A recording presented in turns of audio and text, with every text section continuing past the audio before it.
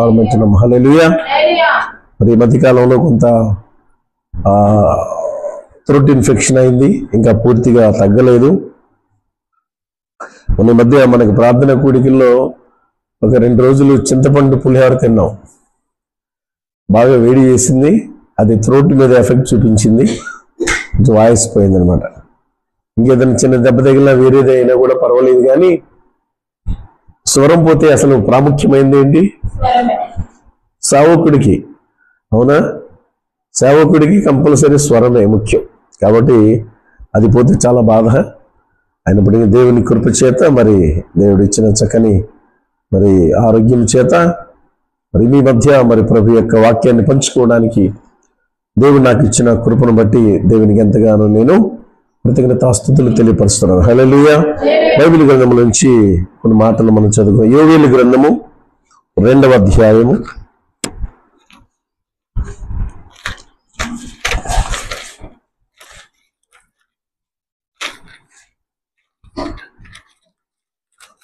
యోవేలు గ్రంథము 2వ అధ్యాయము 19 నుండి 27 వరకు ఒక్కొక్కరు ఒక్కొక్క వచనం చదవండి. 19 నుండి 27 వరకు ఒక్కొక్కరు ఒక్కొక్క వచనం.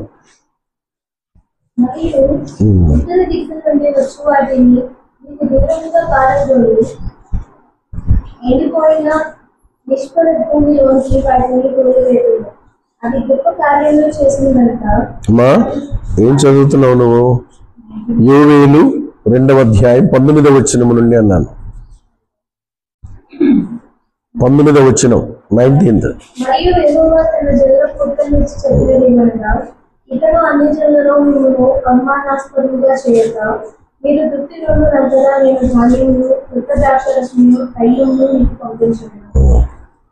మరియు ఉత్తర దిక్కు నుండి వచ్చేవారిని మీకు దూరముగా కాపాడుతూ ఎండిపోయిన నిష్ఫల భూమిలోనికి వాటిని తోలివేస్తున్నారు. అవి గొప్ప కార్యములు చేసిన కనుక వాటి ముందటి భాగమును తూర్పు సముద్రంలోనికి, వెనుకటి భాగమును అడగొట్టుదురు. అక్కడ వాటి దుర్గంధము లేచి అది ఫుల్లు వాసన కొడుతుంది.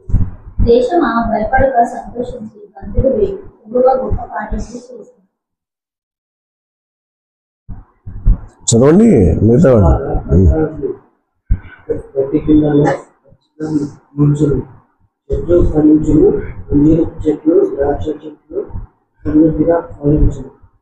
சீயோன் குமாரரே, உங்கள் தேவனாகிய கர்த்தருக்குள் மகிழ்ந்து களி கூறுங்கள்.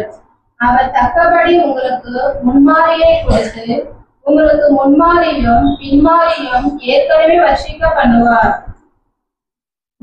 24 చదవమ్మా.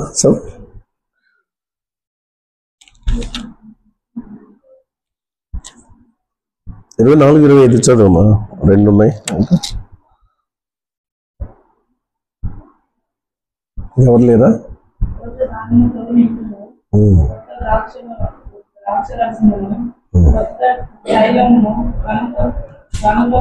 గానుగలకు పైగా పారును.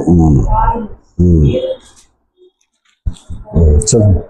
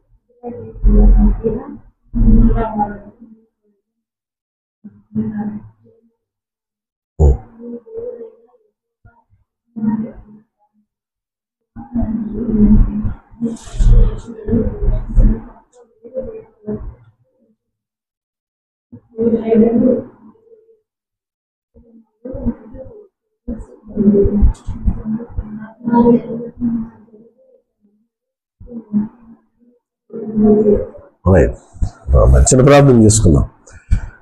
ప్రేమ నమ్మకము కలిగిన ప్రియ పరలోకపు తండ్రి, మహోన్నతుడా, కృపాకనికర సంపన్నుడా, జీవాధిపతి, నీ ఘనమైన శ్రేష్టమైన దివ్యమైన నామమును బట్టి స్తుతిస్తూ ప్రార్థిస్తూ ఉన్నాను. దయగల దేవా, ఈ శుక్రవారం నాయన ఉపవాస కూడికలు మేమందరం పాల్గొని ఈ నామాన్ని ప్రభ ధ్యానిస్తూ ఉన్నాం తండ్రి. పాటలతో స్తుతించి ఉన్నాం ప్రభ. నీ వాక్య ధ్యానములనికి వెళుచున్నాము నాయన. నీ కృప మాకు తోడుగా ఉంచండి. వింటికి వినగల చెవులు గ్రహించే మనస్సు మాకు దయచేయండి. అల్పుడును బలహీనుడను ప్రభా, నన్ను నీవు నోటి బోరగా వాడుకోనండి తండ్రి. ప్రభా, నా నోటి ద్వారా వచ్చే ప్రతి మాట మీకు మాత్రమే మహిమకరముగా ఉండనట్లు అయ్యా, నన్ను, నా ఆలోచనను, నా మాటను, నా దేహమును మీ స్వాధీనములో ఉంచుకోమని ప్రార్థిస్తున్నాను.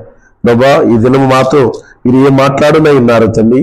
మాతో మాట్లాడండి, మమ్మల్ని బలపరచండి. మా లోటుపాట్లు అయ్యా, మా యొక్క దోషములు మేము సరిచేసుకుని సరిదిద్దుకొని నీతిగా పరిశుద్ధంగా విశ్వాసములో నాయన నమ్మకస్తులుగా కొనసాగడానికి నీ కృప మా అందరికీ నీ వాక్యము ద్వారా దయచేయమని, ఎవరు అనాలోచనగా ఉండకుండా నిద్రమత్తులోనికి వెళ్లకుండా శ్రద్ధగా నీ మాటలో ధ్యానించినట్లు నీ కృప తోడుగా ఉంచమని యేసు నామములో ప్రార్థిస్తున్నాము తండ్రి, ఆమేన్.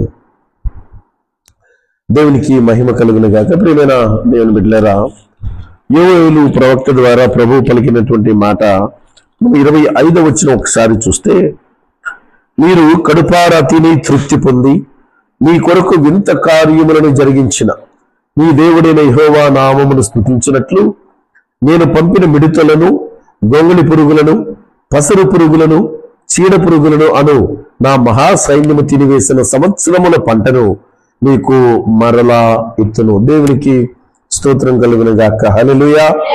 ప్రియమైన దేవుని బిడ్డలారా, చూడండి, మనలో చాలా మందిని మన జీవితాలలో మొదటి స్థితి ఎలా ఉందో కొన్నిసార్లు మనం చూసుకుంటూ ఉంటాం. ఎందుకు చూసుకుంటాం మొదటి స్థితి అంటే, మనము ఆ దినాలలో ఎంత సంతోషంగా ఉన్నామో, ఎంత సౌఖ్యంగా ఉన్నామో, లేకపోతే ఎంత సంపాదించుకున్నామో, ఎంత పోగు చేసుకున్నామో అని ఆలోచన చేస్తూ ఉంటాం.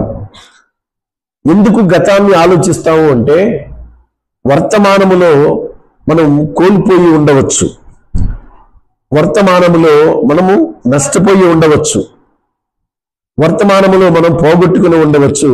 కనుక మనం చేసే పని ఏంటంటే, వెనుకటి దానిని మనం జ్ఞాపకం చేసుకుంటా ఉంటాం. నష్టపోయిన స్థితిలో ఉన్నాం, అంతా కోల్పోయి దుఃఖభరితమైన స్థితిలో ఉన్నాం. అప్పుడు మనం ఏం చేస్తామంటే, వెనుకటి స్థితిని గుర్తు తెచ్చుకుంటా ఉంటాం. నేను ఒకప్పుడు ఎలా ఉండేవాడిని అనుకున్నారు? అవునా? అనుకుంటారు లేరా అమ్మా? నేను ఒకప్పుడు ఎలా ఉండేవాడిని, ఒకప్పుడు ఎలా ఉండేదాన్ని అనుకున్నారు? కట్టిన చీర కట్టకుండా కట్టేదాన్ని, కట్టిన డ్రెస్ వేయకుండా డ్రెస్ నేను అలా మార్చేటువంటి దాన్ని. కానీ ఇప్పుడు పరిస్థితులన్నీ కూడా ఏమైపోయాయి? తారుమారైపోయి ఒక్క చీర లేకపోతే ఒక్క డ్రెస్తోని వారం రోజులు గడపాల్సిన పరిస్థితులు ఉన్నాయని వాపోయి దుఃఖపడేటువంటి పరిస్థితులు కొంతమంది జీవితాల్లో మనం చూస్తూ ఉంటాం. ప్రియమైనటువంటి దేవుని బిడ్డలారా, చూడండి, వెనక్కి తిరిగి చూసుకునే అలవాటు కావాలి. వెనక్కి తిరిగి చూసేటువంటి అలవాటు ఖచ్చితంగా కావాలి. బైబిల్ గ్రంథంలో తప్పిపోయిన కుమారుడు ఉన్నాడు. ఎంతమందికి తెలుసు? ఆయన తెలీదా? తప్పిపోయిన కుమారుడు గురించి ఎప్పుడు వాక్యం వినలేదా? అన్నారు కదా. తప్పిపోయిన కుమారుడు ఏం చేశాడు? తండ్రి దగ్గర ఉన్నంతకాలం చాలా సమృద్ధి కలిగి ఉన్నాడు. ఏ కొరత లేదు, ఏ లోటు లేదు, ఏ ఇబ్బంది లేదు. హాయిగా ఉన్నాడు, చక్కగా ఉన్నాడు, అన్ని కూడా సమకూర్చుకుంటా ఉన్నాడు. తండ్రి యొక్క ప్రేమని, కుటుంబంలో ఒక మంచి స్థానాన్ని చిన్న కుమారుడిగా పొందుకొని ఎంతో ఆనందించవలసిన పరిస్థితిలో ఉన్నాడు. కానీ ఆ కుమారుడు ఏం కోరుకున్నాడు? స్వేచ్ఛను కోరుకున్నాడు. ఎందుకు స్వేచ్ఛను కోరుకున్నాడు అంటే, తన జీవితంలో తన ఇష్టానుసారముగా బ్రతకడానికి అవకాశం లేదు, తను కోరుకున్న విధంగా జీవించడానికి అవకాశం లేదు, తను అనుకున్నది తెచ్చుకొని తినడానికి అవకాశం లేదు, తన ఇష్టమైన డ్రెస్ వేసుకోవడానికి అవకాశం లేదు, తన ఇష్టానుసారంగా బ్రతకడానికి అవకాశం లేదు. కాబట్టి ఏం కోరుకుంటున్నాడు? స్వేచ్ఛను కోరుకుంటా ఉన్నాడు. ఈ స్వేచ్ఛను కోరుకున్నాడు. తండ్రి దగ్గర తన ఆలోచన వెల్లడిపరిచాడు. తండ్రి చాలా దుఃఖపడి ఇంకేం చేస్తాడు, కాదనలేక ఆ కుమారుడికి ఇవ్వవలసినటువంటి భాగాన్ని ఆ కుమారుడికి ఇచ్చి పంపించేశాడు. కుమారుడు వెళ్ళిపోయాడు. కొద్ది దినాలు తీసుకున్నాడు. తన ధనాన్నంతటిని, ఒక మాట ఉంటుంది లోకస్వారు చదవక్కర్లేదు కానీ ఏమంటాడంటే, దుర్వ్యాపారము వలన పాడు చేసినంటాడు. దేని వలన పాడు చేశాడట? దుర్వ్యాపారము వలన పాడు చేసేసాడు. దుర్వ్యాపారం అంటే ఏంటండి? ధనాన్ని సక్రమమైన రీతిలో ఉపయోగించుకోవడం తప్పు కాదు. కడుపుకి ఏదైనా ఆకలేసింది, ఏదైనా పదార్థాన్ని కొనుక్కుని తినడం తప్పు కాదు. వస్త్రాలు లేవు, వస్త్రం కొనుక్కోవడం తప్పు కాదు. అదేవిధంగా ఎవరన్నా సహాయాన్ని కోరారు, సహాయం చేయడం తప్పు కాదు. అంతేగాని ధనాన్ని తీసుకెళ్లే ప్యాకెట్లోనో, గుండాటలోనో, పులి మేకల్లోనో, లేకపోతే రకరకాల జూత సంబంధమైనటువంటి ఆటల్లో ఒకవేళ వాటిని పాడు చేసుకుంటే అది మాత్రం న్యాయమైనది ఎంత మాత్రం అదే కాదు. అందుకని ఈ కుమారుడు కూడా ధనం తండ్రి దగ్గర కోరుకున్నాడు, భాగాన్ని అడిగాడు, మంచిదే. ఒకవేళ తను సొంతంగా స్వేచ్ఛగా జీవించాలనుకున్నాడు. ఆ విధంగా తండ్రి ఇచ్చిన భాగాన్ని తీసుకుని వెళ్ళి సద్వినియోగపరుచుకుంటే బాగానే ఉండేదేమో, కానీ సద్వినియోగపరుచుకోకుండా తను దాన్ని దుర్వ్యాపారము వలన పాడు చేసేసుకున్నాడు. అంటే త్రాగుడికి, లేకపోతే వ్యభిచారానికి, స్త్రీల దగ్గరికి వెళ్ళిపోవడం, విందులు, వినోదాలు, ఇలాంటి వాటన్నిటికి కూడా తన భాగాన్ని వెచ్చించేసి చివరికి చేతిలో చిల్లిగవ్వలేని పరిస్థితుల్లోకి వెళ్ళిపోయాడు. వెళ్ళిపోయినటువంటి ఆ పరిస్థితిలో ఉన్నటువంటి కుమారుడు ఒక చోట పందులు కాయడానికి ఒక పనికి కుదుర్చబడ్డాడు. ఆకలి బాగా తీర్చుకోవాలంటే ఊరికే పెడతారా? ఏమండి, పనివాడు జీతమునకు పాత్రుడు. మనం ఆహారం తినాలన్నా కూడా ఏం చేయాలట? పని చేయాలట. చూడండి, పనివాడు జీతమునకు పాత్రుడు. మరి ఆయనకు ఊరికి అన్నం ఎవరు పెడతారు? అందుకని ఒక పనికి కుదిరాడు. ఒక పందులకు పొట్టు పోసేటువంటి ఒక పనికి కుదిరాడు. ఆహారాన్ని పెట్టేటువంటి పని, వాటికి కాపలా కాసే పని, వాటిని మేపే పని, ఏదైనా కావచ్చు, వాటిని కడిగే పని కదండి. కాబట్టి ఆ విధంగా దానికి ఒక పనికి కుదిరినటువంటి ఆ వ్యక్తి అక్కడున్న పందులు పొట్టుతో, అంటే పందులు తినే పొట్టుతో తన కడుపు నింపుకోనాలని ఆశపడ్డాడు, కానీ అది కూడా అతనికి అందుబాటులో లేకుండా పోయింది. ఈ దుఃఖమైన పరిస్థితిలో, ఇలాంటి క్లిష్ట సందర్భంలో, ఇలాంటి కఠినమైన పరిస్థితిలో, ఇలాంటి బాధాకరమైనటువంటి స్థితిలో తనకు ఎవరు గుర్తొచ్చారు? తండ్రి గుర్తొచ్చాడు. చాలా మందికి పంతాలు పట్టింపులతో ఏం చేస్తారంటే, ఆ తల్లిదండ్రుల మీద అలిగారు అనుకోండి, ఎవరైనా ఏం చేస్తారు? ఇంకా ఏదో కష్టపడైనా నేను ఏదైనా చేయాలనుకుంటాను, కానీ ఆ తల్లిదండ్రులు గుర్తుకు తెచ్చుకోవడానికి ఇష్టపడారు. తల్లిదండ్రుల దగ్గరికి వెళ్ళడానికి ఇష్టపడినటువంటి పరిస్థితులు మనం చూస్తూ ఉన్నాం. కానీ ఈ కుమారుడికి ఎవరు గుర్తొచ్చారంటే తండ్రి గుర్తొచ్చాడు. నేను ఇందాక చెప్పాను, వెనక్కి తిరిగి ఏం చేశారు? వాళ్ళు చూసుకున్నారు. వెనక్కి తిరిగి చూశాడు తన జీవితాన్ని, తన గత జీవితాన్ని, ముందటి జీవితం ఎలా ఉన్నది అని తను చూసుకున్నాడు. ఆ చూసుకున్నటువంటి క్రమములో తనకు బోధపడింది, అంటే స్ఫురించింది. ఏమిటయ్యా అంటే, నా తండ్రి దగ్గరికి వెళ్తే నా తండ్రి దగ్గర ఎవరున్నారు? అనేక మంది పనివాళ్ళు ఉన్నారు. కనీసం కొడుకుగా కాకపోయినా, ఎందుకని కుమారుడును అనిపించుకోవడానికి యోగ్యుడు ఇప్పుడు ఆయన కాదు. భాగాన్నంతా కూడా తెచ్చేసుకుని పాడు చేసుకున్నాడు. తండ్రికి చెడ్డ పేరు తీసుకొచ్చాడు. ఏమయ్యా, నీ కొడుకు బాగా ఇచ్చి పంపావట, నీ కొడుకేమో దుర్వ్యాపారం వలన ఆ ధనాన్నంతా పాడు చేసి అమ్మాయిలతో తిరుగుతూ త్రాగుతూ భయంకరమైనటువంటి స్థితిలో ఉన్నారట కదా అని ఆ తండ్రిని ఒకవేళ సూటిపోటి మాటలు ఉండవచ్చు. సో అవమానము, నింద అంతా కూడా తండ్రి భరించాడు. ఆలోచించేయండి. కానీ ఇక్కడ ఈ కుమారుడి ఆలోచన ఎలా ఉన్నది? అయ్యో, నేను తప్పు చేశానే, పొరపాటు చేశానే, నా తండ్రి దగ్గర ఉన్నప్పుడు ఎంత సమృద్ధి ఉన్నది అని ఒక్కసారి వెనక్కి తిరిగి చూసుకున్నాడు. ప్రియమైన దేవుని బిడ్డలారా, మనం వెనక్కి తిరిగి చూసుకునే అలవాటు మనకి కావాలి. ఎందుకు కావాలి అంటే, మనం ఎదుర్కొంటున్నటువంటి కష్టాలు, మనం ఎదుర్కొనే బాధలు, మనం ఎదుర్కొనే సమస్యలు, ఇవన్నీ కూడా తొలగించబడి దేవుని కృపను మనం పొందుకోవాలి అంటే మన గతాన్ని ఒక్కసారి గుర్తుకు తెచ్చుకోవాల్సిన అవసరం ఎంతైనా ఉంటుంది. గతాన్ని మర్చిపోతారు ఎవరైనా? అమ్మా, గతాన్ని ఎవరు మర్చిపోకూడదు. మనం ఎక్కడి నుంచి వచ్చి మన జీవితాలు ఏంటి, మన బ్రతుకులు ఏంటి అనేటువంటి విషయాలు మనం ఏమీ కూడా మర్చిపోవడానికి వీలు లేదు. కాబట్టి ప్రియమైన దేవుని బిడ్డలారా గమనించండి, ఈ రోజున మన వెనుకటి జీవితం, వెనుకటి చరిత్ర వీటిని మర్చిపోయి మనం ప్రవర్తించడానికి వీలు లేదు. వెనక్కి చూసుకోవాలి. చూసుకున్నప్పుడు మనం కొన్ని సందర్భాల్లో ఏమైపోతామంటే, అయ్యో దీన్నంతా నేను కోల్పోయాను, దీన్నంతా పోగొట్టుకున్నాను, దీన్నంతా నష్టపోయానని దుఃఖం మనలో కలిగినప్పుడు మరి మనం ఏం చేయాలి? ఆ కుమారుడు ఏ విధంగా తండ్రి దగ్గరికి వెళ్ళాడో ఆ తండ్రి దగ్గరికి వెళ్ళిన రీతిలోనే మనం కూడా మరలా తిరిగి మనం ఎక్కడికి రావాలి? దేవుని దగ్గరికి రావాలి. ప్రియమైన దేవుని బిడ్డలారా, మానవుడికి ఉన్న నైజం ఏమిటి అంటే భక్తులు స్థిరంగా ఉండడు. 4 రోజులు స్థిరంగా ఉంటే ఇంకో 4 రోజులు పడిపోతాడు. 4 రోజులు భక్తిలో ఉంటే ఇంకో 4 రోజులు భక్తిహీనతలోకి వెళ్ళిపోతాడు. మరి వెళ్ళొచ్చా అమ్మా? చెప్పాలి, వెళ్ళొచ్చా? అందుకే ప్రభు యొక్క కార్యాభివృద్ధి స్థిరులుగా ఉండాలంటాడు. ఎలా ఉండాలంట? స్థిరులుగా, స్టేబుల్గా ఉండాలి, నిలకడగా ఉండాలి, నిలకడ తత్వం కావాలి. పరిస్థితులకు మనకు ఎన్నో పరిస్థితులు మనకు ఎదురవుతాయి. పాపం చేయడానికి పురికొల్పే పరిస్థితులు ఎదురవుతాయి. వాటికి మనము లొంగిపోయి ఒకవేళ పాపం చేస్తే మనం ఉన్నటువంటి దేవుని యొక్క కృపను మనం నిరర్ధకం చేసుకున్నట్లు అవుతుంది. కనుక వెనక్కి తిరిగి చూసుకోవాలి, గతాన్ని చూడాలి. గతాన్ని చూచి మనం దేవుని అడగాలి. అప్పుడు దేవుడు ఆ పోగొట్టుకున్నది ఏదైతే ఉన్నదో, నష్టపోయింది ఏదైతే ఉన్నదో అదంతా కూడా దేవుడు తప్పకుండా మనకి అనుగ్రహిస్తాడు. చూడండి, చదవక్కర్లేదు, హెబ్రీయులకు రాసిన పత్రికలు అంటాడు, దేవుని వాక్యాన్ని ఆయన ప్రేమని రుచి చూసిన వారు తప్పిపోతే మరలా దేవుని మార్గంలోనికి రావడం అసాధ్యమట వాళ్ళు. గమనించండి, ఎవరి లోతైన స్థితిలోనికి వెళ్ళి భక్తిలో, విశ్వాసంలో లోతైన అనుభవాల్లోనికి వెళ్ళి తప్పిపోతే అలాంటి వాటిని మనల్ని వెనక్కి తీసుకురాగలమా? ఏమండి, ఇప్పుడు తెలియని వాడిని తెలియపరచవచ్చు, తెలుసుకొని నటించే వాళ్ళకి మనం ఏం చెప్పగలం? అవునా కదా? నిద్రపోయే వాళ్ళని ఏం చేయగలం? మరి నిద్రపోతే నటించే వాళ్ళని, నిద్రపోయే వాడిని అరే లే అనగానే లేచి కూర్చుంటాడు.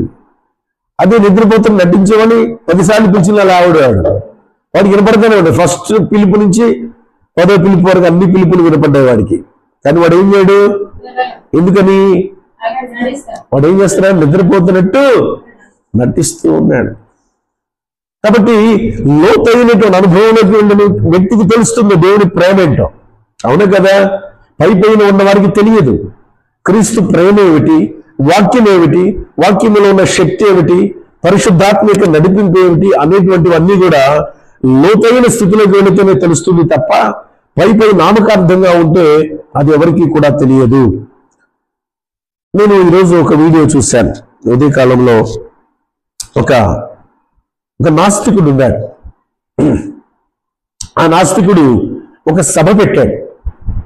ఆ సభ ఏమిటి అంటే మూఢనమ్మకాలపై అవగాహన సదస్సు. ఈ రోజున ప్రజల్ని మూఢనమ్మకాల పేరుతో కొంతమంది మనుషులు ఏ విధంగా మోసం చేస్తున్నారు, వాటి పట్ల మనం ఎలా అప్రమత్తంగా ఉండాలి అనేటువంటి కొన్ని విషయాలను వాళ్ళకి తెలియపరచాలని ఒక సభను ఏర్పాటు చేశాడు. అయితే ఆ సభలో నేను ఆశ్చర్యపోయిన విషయం ఏంటంటే ఆ సభలో ఒక మాజీ దైవ సేవకుడు ఉన్నాడు. ఎవరున్నారు? దైవ సేవకుడు, మాజీ దైవ సేవకుడు, ఎక్స్ పాస్టర్ అంటాం. ఇంగ్లీష్లో ఏమంటామంటే ఎక్స్ పాస్టర్ అంటాం. ఈ మాజీ దైవ సేవకుడు ఏం చేస్తా ఉన్నాడంటే, ఆయన వచ్చాడు, నేను గతంలో పాస్టర్గా ఉన్నాను, సేవకుడిగా ఉన్నాను, యేసు ప్రభు గురించి ప్రకటించాను, యేసు ప్రభు గురించి మాట్లాడాను, యేసు ప్రభు గురించి బోధించాను, ఇన్ని సంవత్సరాలు నేను సేవలో ఉన్నాను, ఇన్ని సంవత్సరాలు ఇలా చేశాను, కొన్ని నేను పాటలు రాశాను, పాటలు పాడాను, కొన్ని రికార్డు చేశాను, దేవుడు నాకు తలాంతి ఇచ్చాడని, ఇదిగో నేను మీరు నమ్మాలి అంటే నేను పాడివారు చూపిస్తారని కొన్ని పాటలు పాడి చూపించాడు ఆయన కొన్ని. మరి ఇప్పుడు నేను ఎందుకు వచ్చాను అంటే, దీనిలోకి ఎందుకు వచ్చాను అంటే నేను సత్యాన్ని తెలుసుకున్నాను అన్నాడు ఆయన. ఏం తెలుసుకున్నాడట? సత్యాన్ని తెలుసుకున్నాడట. నేను అనుకున్నాను ఒరే బాబు, నువ్వు సత్యాన్ని తెలుసుకోవడం కాదయ్యా, నువ్వేం తెలుసుకున్నావు? నువ్వు సత్యములో నుండి ఎక్కడికి వచ్చావు? అసత్యములోనికి వచ్చాడు. అసత్యములోనికి వచ్చాడు. మన రాజ్యాంగాన్ని రచించినటువంటి డాక్టర్ బిఆర్ అంబేద్కర్, ఆయన గారి గురించి ఆ సభలో మాట్లాడుతున్నారు. నేను ఒక కామెంట్ రాసి పెట్టాను నేను ఆయనకి. అయ్యా, బిఆర్ అంబేద్కర్ గారు మహానుభావుడు. భారతదేశంలో ఉన్నటువంటి దళిత, బడుగు, బలహీన వర్గాలను ఒక ఉన్నతమైన స్థితిలో ఉంచాలని కోరుకుని మన దేశానికి దిక్సూచైనటువంటి భారత రాజ్యాంగం ఏదైతే ఉందో దానిలో వీరందరికీ స్థానాన్ని కల్పించి కొన్ని హక్కులు పొందుపరిచి వారికి కావలసిన కొన్ని అవకాశాలు, బ్రతకడానికి గౌరవంగా ఉన్నతంగా బ్రతకడానికి కొన్ని అవకాశాలు కల్పించి ఆ రాజ్యాంగాన్ని రచించినటువంటి మహానుభావుడు, గొప్పవాడు. ఆయనను మనం ఎప్పుడు కూడా మర్చిపోవడానికి వీల్లేదు. కానీ యేసు ప్రభు వారు సమస్త మానవాళి కొరకే మానవాళి పాపముల పరిహార నిమిత్తమై ఆయన రక్తము చిందించి ప్రాణం పెట్టినటువంటి గొప్ప దేవుడు ఆయన. ఆయనను ఎవరితో కూడా సాటిగా చేయలేం, ఆయనను ఎవరితో కూడా పోల్చలేము. అలాంటి గొప్ప దేవుని సేవలో ఇన్ని సంవత్సరాలు మీరుండి ఇన్ని తలాంతుల చేత ప్రభు యొక్క పరిచర్యలో వాడబడి ఈ రోజున సత్యంలోనికి వచ్చానని మాట్లాడటం చాలా బాధాకరం అండి. అది మాత్రం సమంజసం కాదు. ఏరు దాటిన తర్వాత తెప్ప తగలేసినట్లన్న సామెత ఈ విషయంలో స్పష్టంగా కనపడతా ఉంది.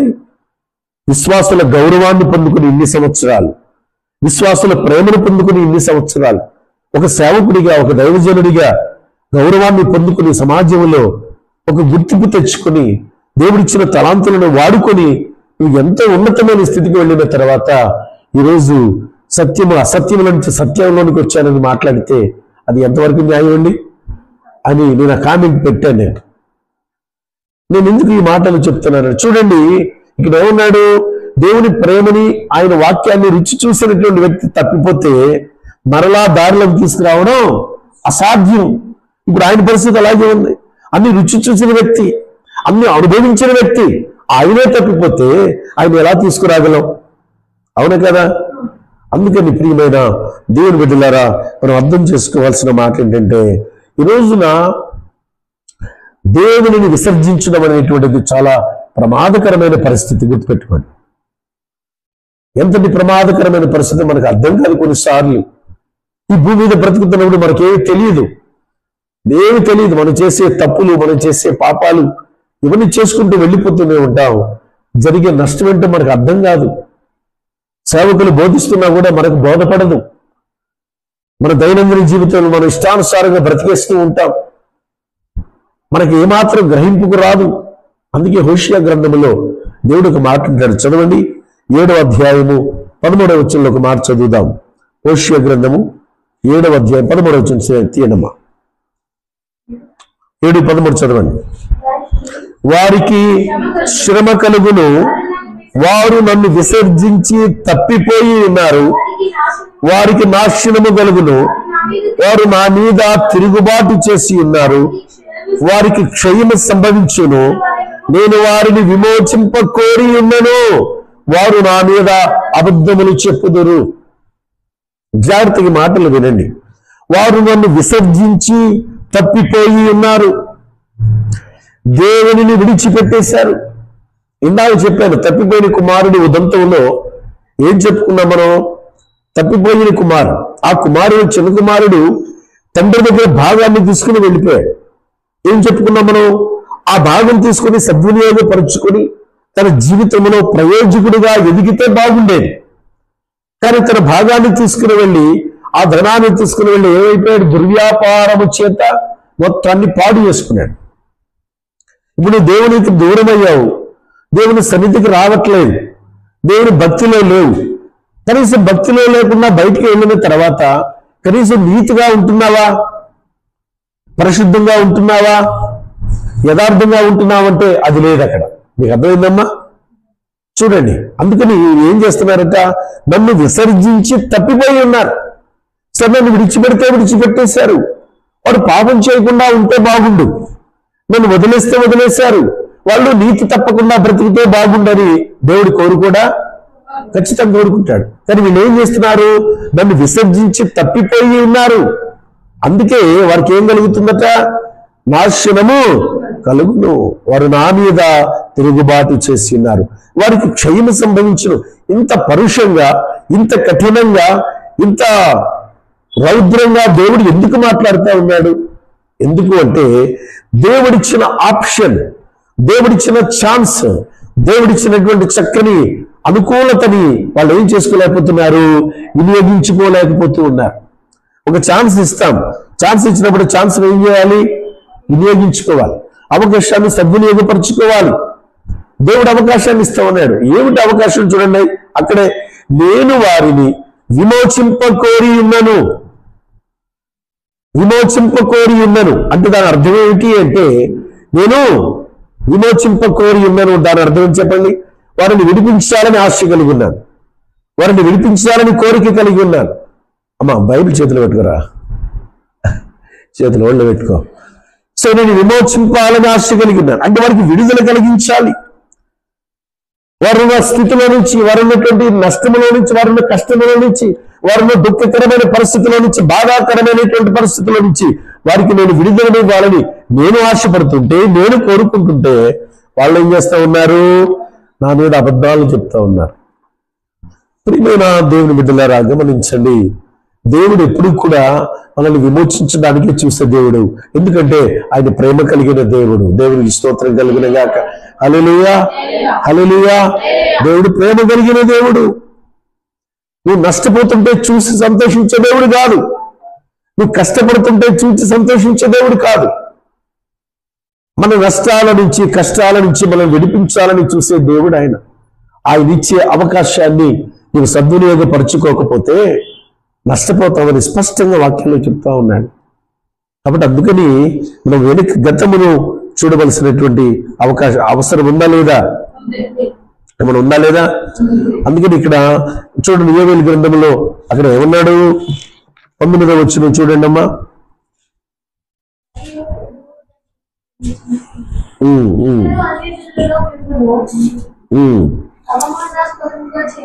చెయ్యక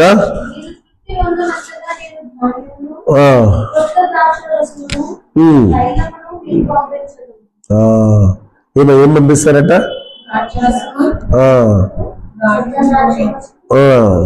చూడండి, ఇవన్నీ కూడా అంటే ఇవన్నీ వీరు కోల్పోయినవి. ఇవన్నీ ఏంటంటే చెప్పండి, వీరు కోల్పోయినవి. అవన్నీ కూడా వాటిని ఎవరు తినివేశారో తెలుసా మీకు? మిడతలు తినివేశాయని రాయబడి ఉంటున్న చోట. చూద్దామా ఒకసారి? చూద్దాం, అది ఎక్కడుందో చూడండి. ఎక్కడ వచ్చిన చూడమ్మా, 25వ వచనంలోనే. మిడతలను, గొంగళి పురుగులను, పసర పురుగులను, చీడ పురుగులను, నా మహాసైన్యులు తినివేసిన సంవత్సరముల పంటను మీకు మరలా ఇస్తానని దేవుడు వాగ్దానం చేస్తున్నారు. ప్రియమైనటువంటి దేవుని బిడ్డలారా గమనించండి, ఇప్పుడు మన పంట అంతా ఏమైపోయింది? నాశనం అయిపోయింది. ఇజ్రాయేలీల పంట అంతా కూడా ఇప్పుడు ఏమైపోయింది? మిడతల వలన నాశనం అయిపోయింది. మిడతల పంటల మీద వాలే అనుకోండి, ఎన్ని మిడతలు, కొన్ని లక్షల మిడతలు వస్తాయి కదా. సో అవన్నీ కూడా పంటను ఏం చేస్తాయి? అవన్నీ పంటని పాడు చేస్తామండి, పంటను పాడు చేస్తా ఉంటాయి అన్నమాట. కాబట్టి ఆ విధంగా మనం కూడా ఒకవేళ నష్టపోయామేమో, నీ ఆనందాన్ని పోగొట్టుకున్నావేమో, నీ యొక్క సంతోషాన్ని కోల్పోయావేమో, ఒకవేళ నీ సమాధానాన్ని, నీకున్న సమృద్ధిని నువ్వు కోల్పోయావేమో ఒకవేళ. కానీ దేవుడు అనే మాట ఏంటంటే, ఆనాడు ఇజ్రాయేల్ ప్రజల యొక్క ఆహారాన్ని, ఇజ్రాయేల్ ప్రజల యొక్క సమృద్ధిని ఏ విధంగా మిడతలు తినివేస్తాయో, నీ ఆనందాన్ని, నీ జీవితంలో ఉన్న సంతోషాన్ని ఒకవేళ మిడతలు, చీడ పురుగులు, గొంగళి పురుగులు అనేటువంటివి ఒకవేళ తినివేసి ఉంటే, ఈరోజు దేవుడు నీకు ఇచ్చే వాగ్దానం ఏంటంటే, నీవు ఒకవేళ ఆయన వైపు తిరగగలిగితే, నీవు ఒకవేళ ఆయనను చూడగలిగితే, నీ గత స్థితిని గుర్తుకు తెచ్చుకుని ఆయన పాదాల దగ్గరకు రాగలిగితే, దేవుడు నీ జీవితాన్ని పునరుద్ధరిస్తాడు. దేవునికి స్తోత్రం కలుగును గాక. హల్లెలూయా, హల్లెలూయా. పునరుద్ధరిస్తాడు. పునరుద్ధరణ, రెస్టరేషన్ అంటాం దాన్ని. ఇంగ్లీష్లో ఏమంటాం? రెస్టరేషన్ అంటాం. పునరుద్ధరిస్తాడు. కోల్పోయినది నీకు మరలా అనుగ్రహిస్తాడు. నష్టపోయిన దాన్ని నీకు తిరిగిస్తాడు. నీ విడిచిపెట్టుకున్న దానిని మరలా నీకు ఆయనే సంపాదించి పెడతాడు. అది అర్థం చేసుకోవాలి. కనుక దేవుడు పునరుద్ధరించే దేవుడు. చూడండి, ఇజ్రాయేలు ఒక సమస్య ఎదుర్కొంటా ఉన్నది. ఇజ్రాయేలు జనాంగము ఒక కొరతను ఎదుర్కొన్నది. ఇజ్రాయేలు ప్రజలు నష్టంలో మునిగిపోయారు. ఒక వెలికి ఉన్నది వారికి, ఒక లేమిలో కొట్టుమిట్టాడుతున్నటువంటి పరిస్థితి ఇజ్రాయేలు. అందుకనే యోవేలు గ్రంథంలోనే 1వ అధ్యాయము 10వ వచనం చదవండమ్మా. పొలము పాడైపోయెను, భూమి అంగలార్చుచున్నది, ధాన్యము నశించెను, క్రొత్త ద్రాక్షారసము లేకపోయెను, తైల వృక్షములు వాడిపోయెను, భూమి మీద పైరు చెడిపోయెను, గోధుమ కర్రలను యవల కర్రలను చూచి సేద్యగాండ్లారా సిగ్గునందు. చూడండి, ఏమైపోయిందట? పొలము ఏమైపోయిందమ్మా చెప్పండి? పాడైపోయింది. పొలం ఎందుకు వేసుకుంటాం? పొలం పండించేది దేనికి? చీడపురుగులకు అప్పచెప్పడానికా? ఏమండి, పశుపక్షులకు అప్పచెప్పడానికా? కాదు. జాగ్రత్తగా దానిని పండించుకుని మన ఆహారం కొరకు దానిని జాగ్రత్త పరుచుకుంటా ఉంటాం కదా. మరి ఇప్పుడు పొలం అయిపోయి ఏమైపోయిందంటాడు? పాడైపోయింది. ఇజ్రాయేలుని చేసినటువంటి ఘోరమైన కార్యాలు ఇజ్రాయేలు ప్రజలు చేశారు, రాజులు చేశారు. వీళ్ళందరూ చేసినటువంటి దేవునికి విరోధకరమైన కార్యాలను బట్టి దేవుడు వారిని శిక్షిస్తూ ఉన్నాడు. దేవుడు వారిని గద్దిస్తూ ఉన్నాడు. కనుక పొలం పాడైపోయింది, భూమి ఏమవుతుందట? అంగలార్చుచున్నది, ధాన్యము నశించను, క్రొత్త ద్రాక్ష రసము లేకపోయిను, తైల వృక్షములన్నీ వాడిపోయాయి. ఇలాంటి స్థితిలో ఉన్నప్పుడు చేయాల్సింది ఏంటండి? ఏం చేయాలి? పశ్చాత్తాపంతో దేవుని దగ్గరికి తిరిగి రావాలి. హల్లెలూయా. పశ్చాత్తాపం ఎంతమంది కలుగుతుందండి? పశ్చాత్తాపం కలిగే వ్యక్తులమేనా మనం? కలుగుతుందా? పశ్చాత్తాపం ఎంతమంది కలుగుతుంది? ఏ విషయాల్లో పశ్చాత్తాపం కలుగుతుంది? సహజంగా ఎవరినైనా మనుషుల్ని బాధ పెట్టినప్పుడు మన పశ్చాత్తాపం కలుగుతుంది. అంతేనా? కొంతమందికి కలగొచ్చు, కొంతమంది కలకపోవచ్చు. అలాగే దేవుడి విషయంలో కూడా ఏ చిన్న తప్పు జరిగినా, ఏ పొరపాటు జరిగినా కూడా దేవుని విషయంలో కూడా మనం ఏమవుతుంటాం? పశ్చాత్తాపడుతూ ఉంటాం, పశ్చాత్తాపడతాం, దుఃఖపడతాం. అయ్యో ప్రభువా, అయ్యో నేను చెడు చూపు చూశానే, చెడు మాట పలికానే, చెడు స్వభావం కలిగి ఉన్నానేంటి ప్రభువా అని దేవుని విషయంలో మనం చేసేటువంటి చిన్న చిన్న తప్పులకి నిజంగా ఎంతమంది పశ్చాత్తాపడి ప్రభు పాదాలు పట్టుకొని బ్రతిమలాడుకుంటారు క్షమించమని? ఎంతమంది ఉన్నారు ఇక్కడ? దేవుని స్తోత్రం. దేవుని బిడ్డలారా, పశ్చాత్తాపం లేకపోతే జీవితాలు నష్టదాయకంగా మిగిలిపోతాయి. దేవుని విషయంలో పశ్చాత్తాపం కలిగి ఉండాలి. మనం చేస్తున్న పనులు, మన స్వభావము, మన ప్రవర్తన ఆయనకి అయిష్టమైనటువంటి రీతిలో నేను ఎలా ఉన్నానని మన పరిశీలన లేకుండా, పశ్చాత్తాపడైన పాదాల మీద పడకుండా నా సహజ సిద్ధమైన స్వభావాన్ని నేను ఇలాగే కొనసాగించుకుంటాను అని మనం ముందుకు వెళితే నష్టపోతాము, కష్టపడతాము, లేనిపోని ఇబ్బందులకు గురవుతాము. స్పష్టంగా దేవుడి పలుకుతున్నటువంటి మాటలు ప్రియమైన దేవుని బిడ్డలారా. అందుకని వారు ఎప్పుడైతే పశ్చాత్తాపడ్డారు ఇజ్రాయేలు ప్రజలు, అయ్యో భూమి పాడైపోయింది, అంగలారుస్తూ ఉన్నది, పొలం పాడైపోయింది, కొత్త ద్రాక్షారసం లేకుండా పోయింది, ఆ యొక్క తైల వృక్షములన్నీ కూడా వాడిపోయాయి, అయ్యో ఇలాంటి పరిస్థితి ఏంటి ప్రభువా అని దేవుడి దగ్గర ప్రజలందరూ కూడా అంగలార్చినప్పుడు, రోధించినప్పుడు, ఏడ్చినప్పుడు పశ్చాత్తాపంతో. ఎందుకు పశ్చాత్తాపం కలుగుతుంది? తప్పు చేసినప్పుడు పశ్చాత్తాపం కలుగుతుంది. అవునే కదా? పశ్చాత్తాపం ఎప్పుడు కలుగుతుందమ్మా? తప్పు చేసినప్పుడు కలుగుతుంది. తప్పు చేయని వాళ్ళకి పశ్చాత్తాపం కలగదు, తప్పు చేసిన వాళ్ళకి ఖచ్చితంగా పశ్చాత్తాపం కలుగుతుంది. ఈ పశ్చాత్తాపంతో ఎప్పుడైతే ప్రభు పాదాల దగ్గర వేడుకుంటారో దేవుడు రెస్టరేషన్, ఇందా చెప్పుకున్నాం, పునరుద్ధరిస్తాడు. హల్లెలూయా. కోల్పోయిన దానిని తిరిగిస్తాడు, నష్టపోయిన దానిని మరలా నీ యొక్క ఖాతాలో జమ చేస్తాడు. సో దేవుడు వాటన్నిటినీ అనుగ్రహిస్తూ ఉంటాడు. ఈ మధ్యకాలంలో మేము ఒక ప్రోడక్ట్ బుక్ చేసుకున్నాం. ఈ ప్రోడక్ట్ బుక్ చేసుకుంటే జరిగింది ఏంటంటే, మాకు ఒకటి కోరితే మాకు దానికి 3 రెట్లు 4 రెట్లు ఎక్కువ వచ్చేది. సర్లే మరలా అవన్నీ కూడా మనం వాపస్ ఇచ్చేయాలి అంటే వచ్చేటువంటి ఏజెంట్స్ వాళ్ళకి సరైనటువంటి వాళ్ళు కాదు, చేరాల్సిన ప్రదేశానికి అది చేరదు. కాబట్టి వాడు మనల్ని సంప్రదించినప్పుడు అలాగే ఆ ప్రొడక్ట్స్ వాళ్ళకి ఇచ్చేద్దామని మేము అనుకుని జాగ్రత్తగా పెట్టాం.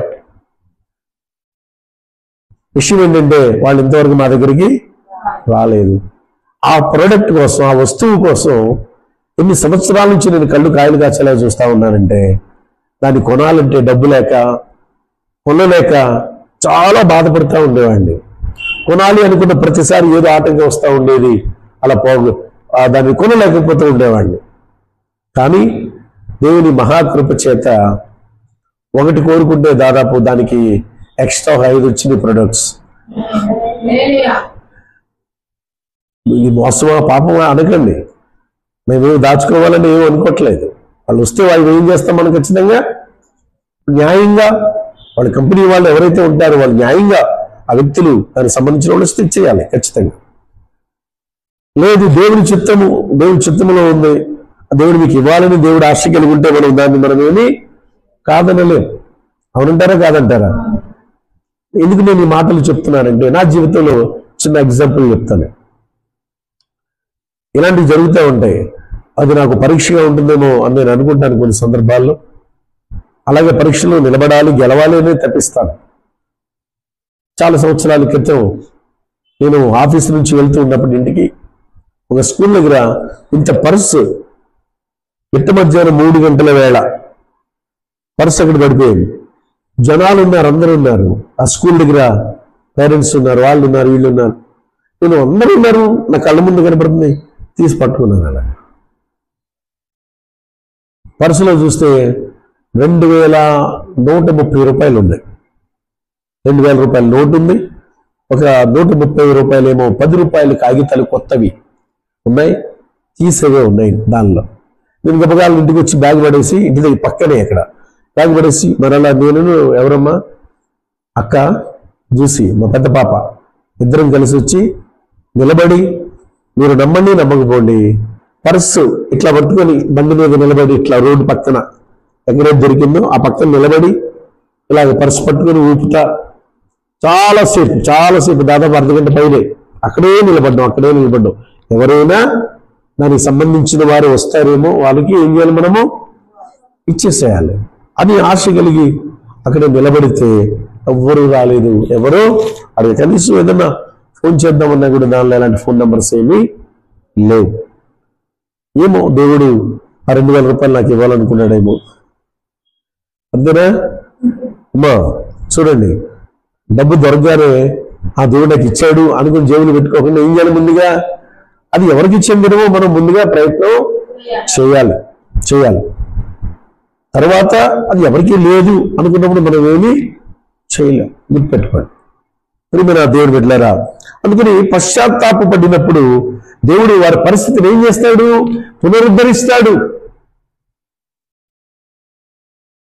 ఆయన రెస్టారెంట్ పునరుద్ధరించడానికి ఇష్టపడే దేవుడిగా ఉన్నాడు. అందుకని ఇప్పుడు యోవేలు గ్రంథంలో 2వ అధ్యాయం 24వ వచనంలో దేవుడు పునరుద్ధరించిన విషయాన్ని చదువుదామా? చదవండినా 24. కొట్లు ధాన్యముతో నిండును, క్రొత్త ద్రాక్షారసమును, క్రొత్త తైలమును, గానుగులకు పైగా పొర్లి పారును. దేవునికి స్తోత్రం కలుగును గాక. హల్లెలూయా. చూడండి 21వ వచనం చదువునా. దేశమా భయపడక సంతోషించి గంతులు వేయము, యెహోవా గొప్ప కార్యములు చేసెను. చదవండి. పశువులారా భయపడుడి, గడ్డి బీళ్లలో పచ్చిక మొలుచును, చెట్లు ఫలించును, అంజూరపు చెట్లను ద్రాక్ష చెట్లు సమృద్ధిగా ఫలించును. సియోను జనులారా ఉత్సవించి మీ దేవుడైన యెహోవా యందు సంతోషించుడి. తన నీతిని బట్టి ఆయన తొలకరి వర్షమును మీకు అనుగ్రహించును.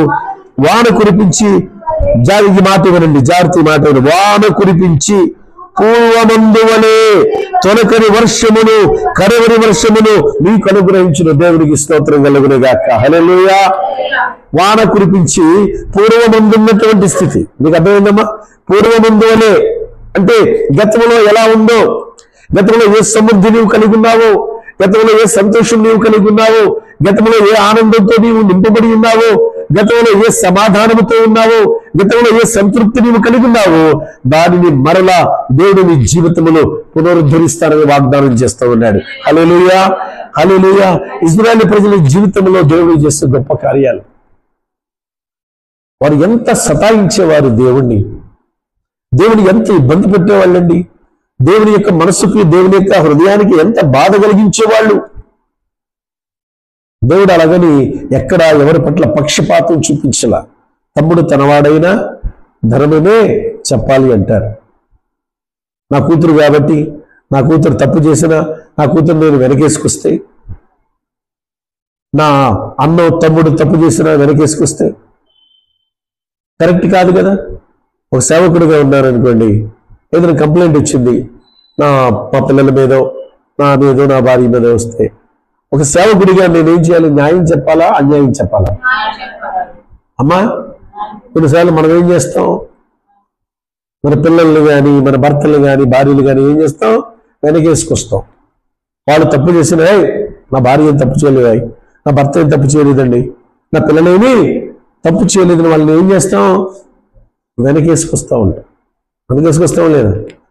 మీరు కూడా ఎప్పుడైనా నా మీద ఎవరైనా తప్పు చెప్పారనుకో, అది నిజమో కాదో తెలుసుకోవాలి కదా. తెలుసుకుని తప్పు చేస్తే తప్పు చేశానని మీరు కూడా చెప్పాలి. అంతేగాని మా అన్నయ్య తప్పు చేయలేదు అని వెనకేసుకు రావచ్చా? చెప్పండి అమ్మా. వెనకేసుకు రాకూడదు. అన్నయ్యే తర్వాత సంగతి. తప్పు చేస్తే ఎవరైనా తప్పు చేసిన వాళ్ళే అవుతారు. అన్నైనా, తమ్ముడైనా, అక్కైనా, చెల్లైనా. తమ్ముడు తనవాడైనా ఇవ్వగలటప్పుడు అలాగే దేవుడు కూడా తను ఎంతగా ప్రేమిస్తాడు తన ప్రజల్ని. చాలా ప్రేమ కలిగిన దేవుడు. అలాంటి వారు తప్పు చేసినప్పుడు ఖచ్చితంగా మన దేవుడు శిక్ష గురి చేసేవాడు, వాడిని గద్దించేవాడు, హెచ్చరించేవాడు. మరలా వారి మీద జాలిపడి, అయ్యా మనసును మార్చుకోండి, జీవితాలను మార్చుకోండి, హృదయ స్థితిని మార్చుకోండి, బాగుపడండి, ఎందరిని మళ్ళా నేను పునరుద్ధరిస్తాను. మీరు ఏం కోల్పోయారని బాధపడుతున్నారో, ఏం నష్టపోయామని చింతిస్తూ ఉన్నారో, ఏమి పొందుకోలేకపోతున్నామని కృంగిపోతున్నారో వాటన్నిటినీ నేను మరలా పునరుద్ధరిస్తాను. ఎప్పుడు?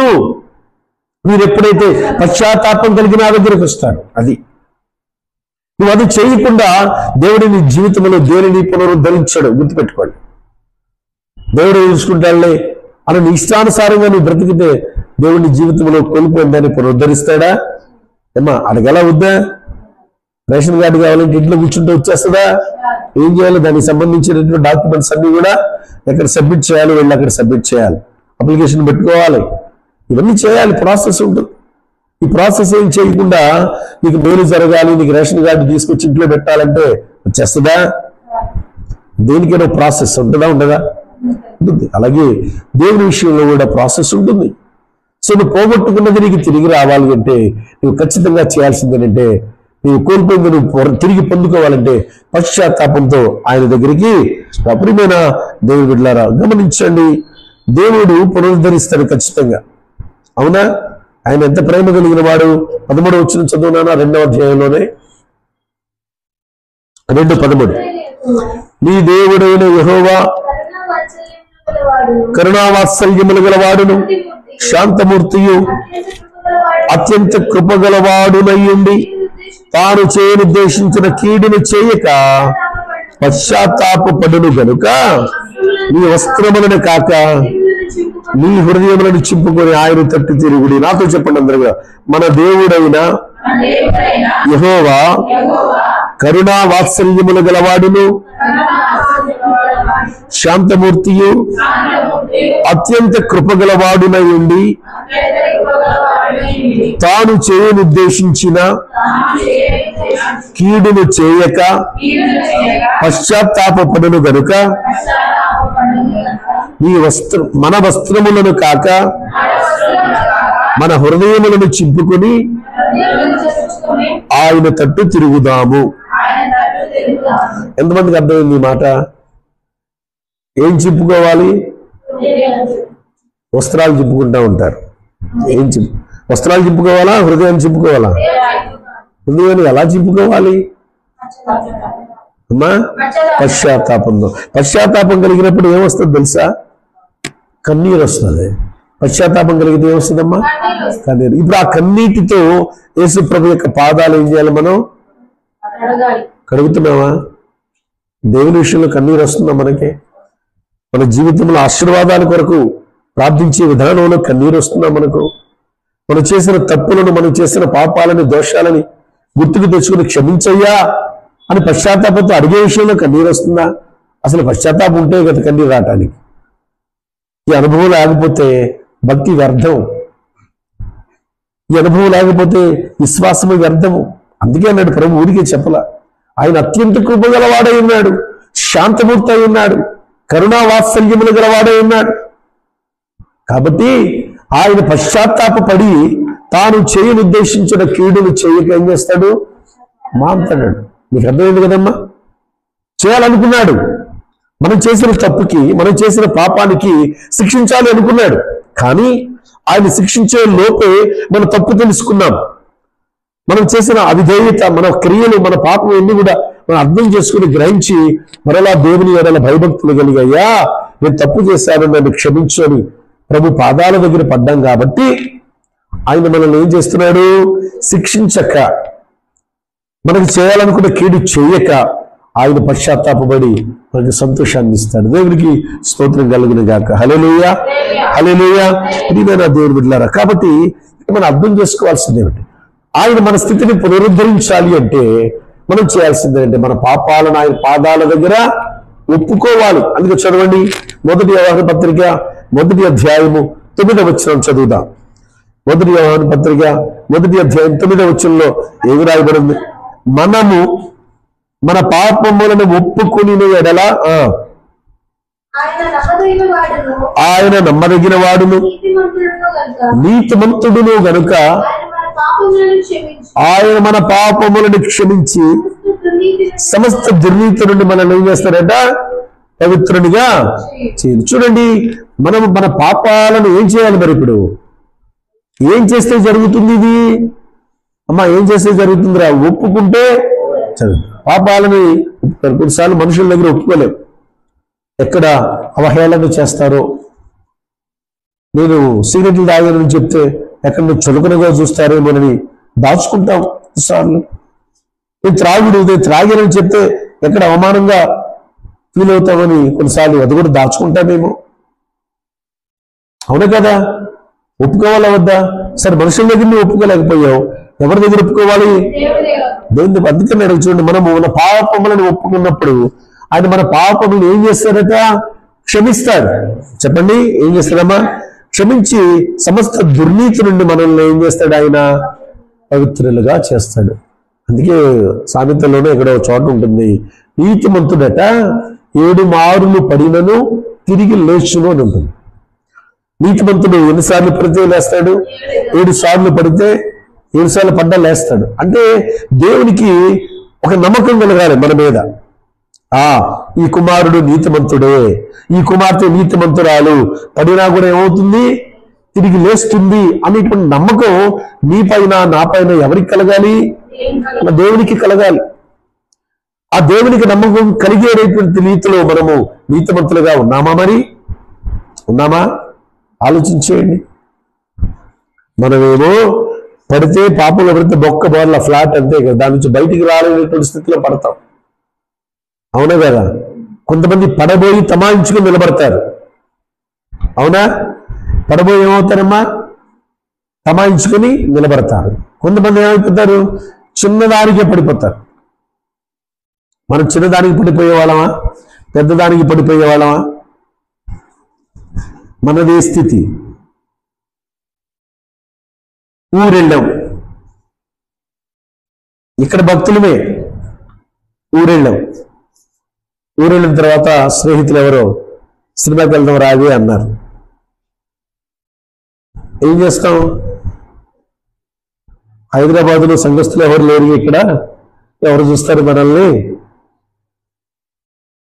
హైదరాబాద్లో సంఘస్థులు ఎవరు మన ఊళ్ళో లేరు కదా. వాళ్ళు ఎవరు మనం చూడలేరు కదా. కాబట్టి మనం చేయాల్సిందేదో చెప్పరే, చేసేస్తాం. ఎవరైనా ఉన్నారా అలాంటి వాళ్ళు? యథార్థంగా ఒప్పుకోండి, మీకు గిఫ్ట్ కూడా ఉంటుంది, దేవుడు ఇస్తాడు తప్పకుండా. ఎవరు లేరు అలాగా? నేను చేసేవాడిని ఆ దౌర్భాగ్య పనులు తెలుసా, నేను చేసేవాడిని. ఊర్లో వెళ్ళేవాడిని కదా, గుంటూరు, విజయవాడ, ఎక్కడో తిరిగేవాడిని పనుల మీద, వాటి మీద. అంటే పరిచర్యకి రాకముందమ్మా, దేవుళ్ళకి పూర్తిగా సమర్పించుకో, దీనిలోకి రాకముందు వెళ్ళేవాళ్ళం కదా.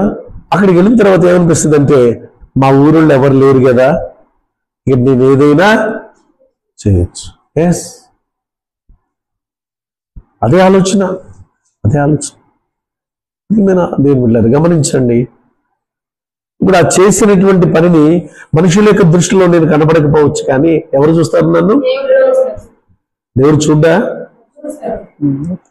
నా తల్లిదండ్రులు చూడలేకపోవచ్చు, నా అక్క చెల్లెలు చూడలేకపోవచ్చు, నా అన్నదమ్ములు చూడకపోవచ్చు ఒకవేళ, కానీ ఆకాశం ముందున్న తండ్రి నా బ్రతుకంతా చూస్తాడు. ఆయన నేను చేసేటువంటి ప్రతి పని చూస్తాడు, నేను పలికే ప్రతి మాట వింటాడు, నా హృదయాంతరంగంలో నేను ఆలోచిస్తున్న ప్రతి విధానాన్ని పరిశీలిస్తాడు. ఆయన కనుదృష్టి నుంచి నేను తప్పించుకోగలనా అమ్మా? ఆయన చూపుల నుంచి నేను తప్పించుకుంటానా? దాక్కోగలనా? కనుక ప్రియమైన దేవుని బిడ్డలారా, అందుకని మనం ఒప్పుకోవాలి, దేవుని దగ్గర ఒప్పుకోవాలి. మనుషుల దగ్గర ఎలా ఒప్పుకోలేము. దేవుని దగ్గర ఉన్న, అయ్యా నాలో ఈ బలహీనత ఉన్నది, నాలో ఈ లోపం ఉన్నది,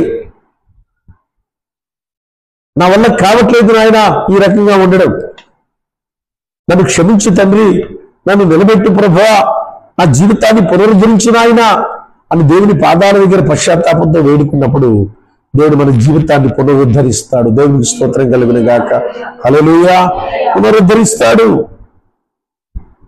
కోల్పోయింది, అందుకనే తప్పిపోయిన కుమారుడు ఇంటికి వచ్చినప్పుడు తండ్రి మాట అంటాడు, ఈయన కుమారుడు ఏవాడు? తప్పిపోయి దొరికెను, చనిపోయి తిరిగి బ్రతికాను. చూడండి, చనిపోయేవాడు బ్రతికాడు. ఇప్పుడు చనిపోయిన శవం ఉంది, ఆ శవం పెట్టుకుని నేను ఏం చేస్తా? ఏడుస్తాను, నవ్వుతానా? దుఃఖం, నా వ్యక్తిని కోల్పోయాను అనేటువంటి ఒక బాధ ఉంటుంది. అదే వ్యక్తి బ్రతికాడు అనుకోండి, ఎంత సంబరం, ఎంత ఆనందం. అర్థమవుతుందా? మీరు ఆలోచించేయండి. నేను ఒకటే అడిగాను, ఆ చనిపోయిన వ్యక్తిని ఇంకో 2 గంటలు మా ఇంట్లో పెట్టుకుంటాను, ఇదిగో సమాధి చేసేస్తారు కదా, ఒక 2 గంటలు నాతో పాటు ఉంచండి అని నేను ప్రభువుని అడిగాను. కానీ ప్రభు ఇప్పుడు 2 గంటలు కాదయ్యా, ఆయనలో జీవం పోస్తున్నాను, బ్రతుకుతా, నీ జీవితాంతం నీతోనే ఉంటాడంటే అంతకంటే గొప్ప ఆనందం ఉంటుందా? ఉండదు కదా. ఈ రోజుల్లో అలా లేని పరిస్థితి. ఏమోండి పోనీటివే, ఆ తిరిగి బతికితే లేనిపోతుందంట. అవునా? ఈ రోజున చాలా మంది అలాగే అయిపోయారంటే, చనిపోక ముందే పాట రెడీ చేస్తున్నారు, చనిపోక ముందే బాక్సులు రెడీ అయిపోతా ఉన్నాయి. ఈ బాక్సుల్లో పెట్టిన తర్వాత సాయంత్రం ఇలాగా ఈ ఊపిరాలుగా వేస్తున్నాడు, బాక్స్ కింద పడేసి పరిగెత్తేస్తా ఉన్నాడు. ఇలాంటి సందర్భాలు జరిగే తెలుసో లేదు మీకు? ఉన్నాయి. అది వీడి యాంగ్జైటీ ఏంటంటే అది ప్రాణం త్వరగా పోవాలి. సంబరాలు చేసుకున్న వాళ్ళు సంబరాలు చేసుకుంటారు అమ్మా, అవునా కదా? అవునా కదా? మనకి ఇష్టమైన వ్యక్తి చనిపోతే ఎంత ఆనందం, బాధ కలుగుతుందా? అమ్మా మనసుకి హాయిగా పీడ పోయింది, ఎంత బాధపడ్డాను ఇన్ని సంవత్సరాలు అనిపిస్తుంది. అదే బాధ ఇష్టం ఉన్న వాళ్ళు చనిపోయారు అనుకోండి, ఆ బాధను వర్ణించగలమా? ఆ బాధను ఎవరన్నా తీర్చగలరా? ఓదార్చగలమా? ఓదార్చగలం. కనుక ప్రియమైన దేవుని బిడ్డలారా, చూడండి, ఈ రోజున మన జీవితంలో ఒకవేళ నీ స్థితిని పశ్చాత్తాపంతో ప్రభు దగ్గర ఒప్పుకోకపోతే నీ జీవితం పునరుద్ధరించబడదు. అది గుర్తుపెట్టుకోవాలి. ఏం చేయాలి? అందుకని ఎఫ్సి 3:20 దేవుడు అనుగ్రహిస్తాడు. ఆయనకి కొరత ఉందండి, ఆయన దగ్గర సమృద్ధి ఉన్నది లేదా? అందుకని పాట ఉంది, సర్వ సమృద్ధి కల వాడా. పడండి,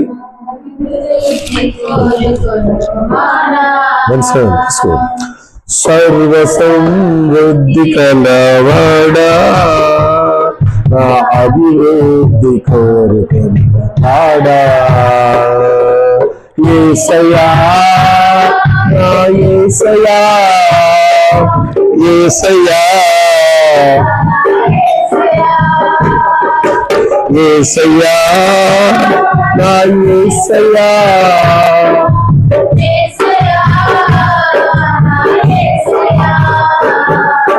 సర్వ సమృద్ధి కలవాడా నా అభివృద్ధి కోరుకొని సర్వ సమృద్ధి కలవాడా నా అభివృద్ధి కోరుకొని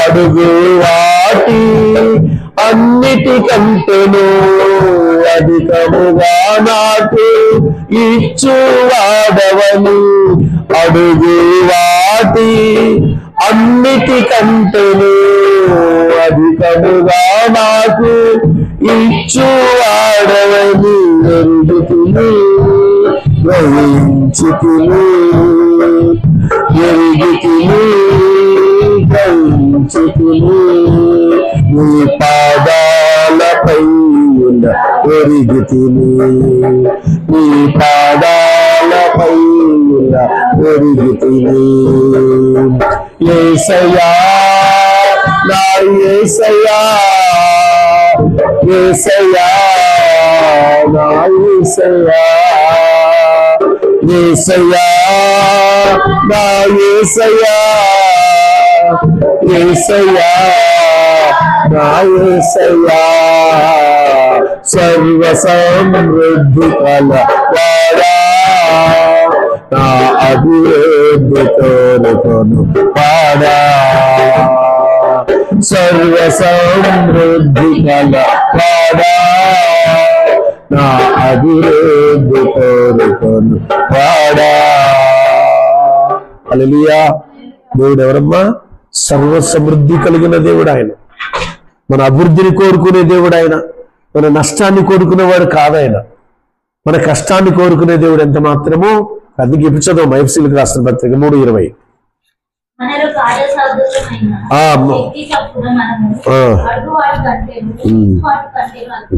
అత్యధికముగా శక్తిగల దేవునికి యేసుక్రీస్తు మూలంగా సంఘంలో తరతరములు సదాకాలము మహిమ కలుగునుగాక.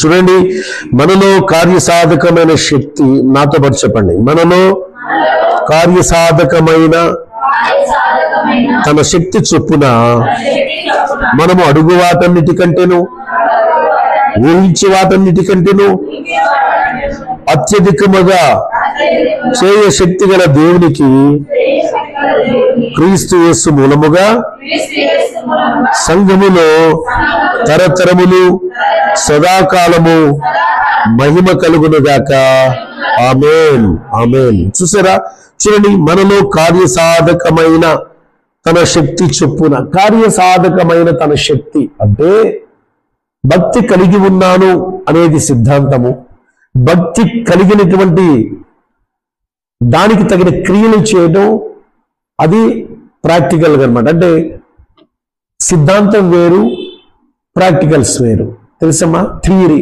దాన్ని ఏమంటాం ఇంగ్లీష్లో థియరీ అంటాం ప్రాక్టికల్స్ అంటాం థియరీ వేరు ఇదిగో కొబ్బరికాయని కొబ్బరి బోండాని కత్తి పట్టుకొని దీన్ని ఇలా కొట్టాలి ఇక్కడ కొట్టాలి అని చదివేది వేరు దీన్ని ఏమంటాం థియరీ అంటాం కానీ అదే కొబ్బరి బొండాన్ని నేను కత్తి తీసుకొని కొట్టి చూసాను నేను ఇప్పుడు అదేమవుతుంది ప్రాక్టికల్ అవుతుంది మీకు అర్థమైందా వాక్యం వినడం సిద్ధాంతం వాక్య ప్రకారం నడుచుకోవడం ప్రాక్టికల్ ఇప్పుడు మనం థియరీలో ఉన్నామా ప్రాక్టికల్స్లో ఉన్నామా చెప్పాలి మీకు అర్థమైంది కదా వాక్యం వినడం థియరీ వాక్య ప్రకారం జీవించటం ప్రాక్టికల్ ఇప్పుడు మనం థియరీలోనే ఉన్నామా ప్రాక్టికల్స్ దాకా వచ్చామా వచ్చారా నమ్మొచ్చా నిజమే ప్రభువా రాసుకో ఆయన రాస్తున్నాడు పైన అన్ని కూడా అందుకే మనం వినువారమైనట్టుండగా అంటాడు ఒక చోట భక్తుడు ఎలా ఉండకూడదట? వినువారమైన. ఇప్పుడు కార్యసాధకమైన తన శక్తి అంటే ఒక విశ్వాసిగా ఈ లోకంలో మనం బ్రతుకుతున్నప్పుడు, ఒక దేవుని భయభక్తులు కలిగిన వ్యక్తిగా మనం జీవిస్తున్నప్పుడు, ఆ విన్న వాక్యము, ఆయన మాట, ఆయన బోధ, ఇవన్నీ కూడా మనలో క్రియారూపం దాల్చాలి. మీకు అర్థమైంది కదా? కార్యరూపం దాల్చాలి అంటే దేవుని సహాయమే నాకు కావాలి. ఒక విశ్వాసగా నేను విశ్వాసానికి తగిన పనులు చేయాలంటే ఆయన శక్తి నాకు కావాలి. నా శక్తితో, నా నమ్మకంతో, నా జ్ఞానంతో నేను చేయలేదు. మనలో ఎవరి శక్తి ఉండాలట? దేవుని శక్తి. అందుకే నేను చూడండి క్లియర్గా అక్కడ, మనలో కార్యసాధకమైన తన శక్తి చొప్పున, ఆయన శక్తి ఉంటేనే మనం చేయగలం.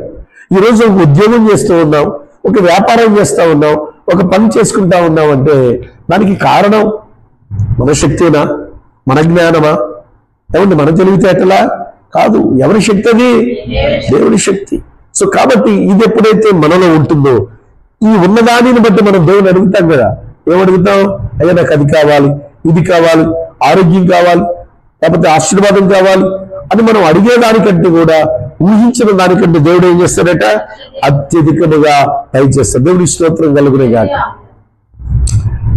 ఒక్కదానికోసం వెంపర్లాడు, ఒక్కదానికోసం ప్రార్థన చేస్తాను. నేనైతే ప్రార్థన చేస్తాను ఒక్కదానికోసం. ప్రభువా ఒక్కటి కొనలేకపోతున్నానయ్యా, కావాలి, చాలా అత్యవసరం నాయన, ఎన్నో దానిలో పొందుపరచాలి, అవసరం నాయనని ఒక్కదానికోసం ప్రార్థిస్తే, ఇప్పుడు దేవుడు దానికి ఎన్ని ఎక్స్ట్రా ఇచ్చాడు? 5 ఎక్స్ట్రా ఇచ్చాడు. 1 కాక 5 ఎక్స్ట్రా ఇచ్చాడు. చాలా విలువైనవి. నేను ఎందుకు ఈ మాటలు చెప్తున్నానంటే, నేను ఊహించానా? నేను అడిగింది ఒకటి, ఆయన ఇచ్చింది ఇంకా అత్యధికమే. ఒకవేళ మీరు అనుకోవచ్చు మనసులో, ఇది మోసం కదా, ఇది పాపం కదా, తప్పు కదా. మీరు ఏమైనా అనుకోండి, ఉద్దేశపూర్వకంగా పాపం చేయాలని మేము అనుకోలేదు, తప్పు చేయాలనుకోలేదు. ఖచ్చితంగా వారెవరో వచ్చి మా వస్తువు మాది కావాలి అంటే చెడు, కానీ వారు ఇక రారది. ఎందుకంటే వన్స్ అది బయటికి వెళ్ళిపోయి డెలివరీ అయిపోయాక ఇంకా వాళ్ళు వెనక్కి తిరిగి చూడరట. సో దాని గురించి పట్టించుకోరు. దానికి వాళ్ళకి పెద్ద లెక్క ఏమేది కాదు వాస్తవంగా. సో నేను అనుకున్నాను అది దేవుడి కృప, అంతే, దేవుడు ఇచ్చింది అనుకుంటాను నేనైతే. నేను ఎందుకు మాటలు చెప్తున్నానంటే, మనం అడుగు వాటి కంటే, ఊహించి వాటి కంటే అత్యధికముగా దయచేయగలిగిన దేవుడు. ప్రియమైనటువంటి దేవుడు గమనించండి. అందుకని ఈ రోజున మనం నమ్మాల్సింది ఏమిటి అంటే, ఒకటే ఒక్క మాట నమ్మాలి. ఒకవేళ మనం అడిగేది ఒకవేళ ఆలస్యం అవుతుందేమో, నువ్వు అడుగుతున్నది పొందుకోవడానికి సమయం పడుతుందని నువ్వు చింతిస్తున్నావేమో, కానీ ఖచ్చితంగా ఏదో సమయంలో దేవుడు ఏం చేస్తారంటే, మీరు ఊహించే దానికంటే కూడా ఇంకా గొప్పగా దేవుడు పునరుద్ధరిస్తాడు. హల్లెలూయా, హల్లెలూయా. ఊహించిన దానికంటే కూడా గొప్పగా ఏం చేస్తాడు? దేవుడు పునరుద్ధరిస్తాడు. హి విల్ బి రిస్టోర్, అంటే పునరుద్ధరిస్తాడు ఆయన ఖచ్చితంగా. అందుకని ఇప్పుడు ఆయనకి ఏం చేయాలంటే, మనం చేయాల్సిన పని ఆయనకు లొంగిపోవాలి. ఏమవ్వాలి చెప్పండి అమ్మా? లొంగిపోవాలి, దేవుడికి సరెండర్ అవ్వాలి. యువర్ అండర్ అరెస్ట్ అని పోలీస్ అనగానే ఖైదీ ఏం చేస్తాడు? ఇట్లా పెడతాడు, అరెస్ట్ చేసుకున్నాడు. నేను ఏ నేరం చేయకుండా, ఏ తప్పు చేయకుండా పోలీస్ దగ్గరికి వెళ్ళి నన్ను అరెస్ట్ చేయండి అని అంటాడు ఎవరన్నా? అంటారు ఎవరన్నా? కానీ బైబిల్ గ్రంథంలో ఒక భక్తుడు తనను తాను ప్రభువుకి, క్రీస్తుకి ఖైదీగా సమర్పించుకున్నాడు. దేవునికి స్తోత్రం కలుగును గాక. అలా ఎవరో చెప్తారా? అపొస్తలుడైన పౌలు క్రీస్తు ఖైదీని ఒక దాదాపు ఒక 5 చోట్ల ఆయన ప్రస్తావించిన సందర్భాలు కొత్త నిబంధనలు మనం చూస్తాం. క్రీస్తు ఖైదీ. మనం ఇప్పుడు ఎవరి ఖైదీ? క్రీస్తు ఖైదీ. ఒక సినిమా వచ్చింది అప్పట్లో, ఏంటి చెప్పండి ఆ సినిమా? ఖైదీ పేరు మీదే అమ్మా? ఖైదీ నంబర్లే అవి కావు, ఒక ఖైదీ. తెలుసు మీకు, చెప్పండి. ప్రేమ ఖైదీ అట. ఏం ఖైదీ అమ్మా? చెప్పండి, పర్లేదులే. ప్రేమ ఖైదీ అంటే ఈ అమ్మాయి ఎవరినైతే ప్రేమిస్తుందో ఆయనకి ఖైదీ అయిపోయింది పాపం. వాడు ఎవరినైతే ప్రేమిస్తున్నాడో ఆ అమ్మాయికి వాడు ఖైదీ అయిపోయింది పాపం. చివరికి ఇద్దరు ఒకళ్ళొకళ్ళు ముంచుకున్నారు. అయిపోయింది. సో ఇప్పుడు మనం ఎవరి ఖైదీలుగా ఉండాలి? క్రీస్తు ఖైదు. మా సేవకుడు మా పాసు గారు వాక్యం చెప్పారు ఖైదీగా ఉండమని చెప్పి వెళ్ళి మటలు చేయబాకండి, దొంగతనాలు చేయబాకండి, ఖైదీగా జైల్లోకి వెళ్ళాలని పేగట్లు ఆడబాకండి అని మీరు ఆడతారని చెప్పట్లేదు. అవునా? క్రీస్తుకు ఖైదీగా ఉండాలి. క్రీస్తుకు ఖైదీగా ఉంటే ఖైదీకి ఏమి విధిస్తారు? శిక్ష విధిస్తారు. నా ప్రభు నన్ను ఏం చేసుకున్నా పర్వాలేదు అంటే నా జీవితం ఆయనకి నేను సమర్పించుకోవాలి. అందుకే అంటాడు చోట, సజీవ యాగముగా దేవునికి మనల్ని మనం ఏం చేయాలట? సమర్పించుకోవాలి. అమ్మా ఎలా సజీవ యాగముగా. నీలో జీవం ఉన్నప్పుడే, నీలో శక్తి ఉన్నప్పుడే, నీలో ఆరోగ్యం ఉన్నప్పుడే, నీలో బలం ఉన్నప్పుడే నీ దేవునికి నువ్వు సమర్పించుకోవాలి. అంతా ఉడిగిపోయాక పండుటాగులాగా రాలిపోయే సమయం వచ్చిన తర్వాత అప్పుడు నువ్వు ప్రభు కొరకు చేయగలవు, ఏమైనా నిలబడగలవా? అందుకే భక్తుడు మంచి పాట రాస్తాడు తెలుసా? ఏం పాట చెప్పండి అది?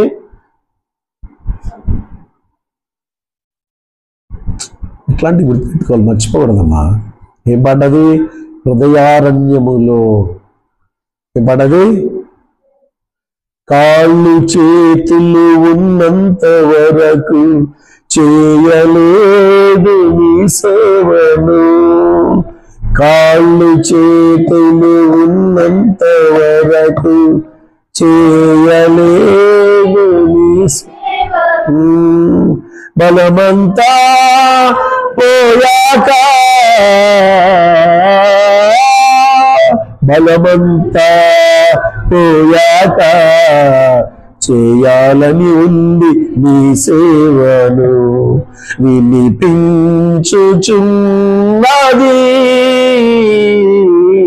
కేక నాకు, ఒక కేక నాకు, ఒక కేక నాకు. కాళ్ళు చేతులు ఉన్నాయి, బలమంతా ఉంది, అప్పుడు ఏం చేయలేదమ్మా? ప్రభు పని చేయలే.